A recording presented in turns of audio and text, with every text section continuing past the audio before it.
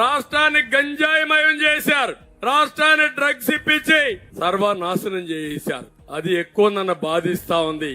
ఏదేమైనా ఒకటే గమనిస్తున్నా, నేను వస్తానే 100 రోజుల్లో గంజాయి బ్యాచ్ మీద ఉక్కు పాదం పెడతాను. కేవలం నేను స్లోగన్స్ బ్రాండింగ్సే కాదు, యాక్షన్లో కూడా నేను అడ్మినిస్ట్రేటర్ అని మీరు చూపించుకోవాలని ఏమాత్రం మీకున్న విలువలు ఉన్న చిత్తశుద్ధి ఉన్న వెంటనే అతన్ని ఎంపీ పదవి నుంచి తప్పించండి. రెండో అంశం, ఏ విధంగా అయితే క్రిమినల్ ట్రాక్ రికార్డు ఉండేటువంటి వాళ్ళు ఎలక్షన్స్లో పోటీ చేయడానికి అనర్హులని మన చట్టం చెబుతుందో, ఎలక్షన్ కమిషన్ పార్లమెంటు ద్వారా ఒక బిల్లు పెట్టించి డ్రగ్ అడిక్ట్స్గా ఉన్నవాళ్ళు, ఉదాహరణకి స్పోర్ట్స్లో ఒలింపిక్స్లో కానీ ఏషియన్ గేమ్స్లో కానీ పార్టిసిపేట్ చేసే వాళ్ళందరికీ డోప్ టెస్ట్ చేస్తారు. వీళ్ళు ఏమైనా డ్రగ్స్ తీసుకుంటే వాళ్ళని డిస్క్వాలిఫై చేస్తారు.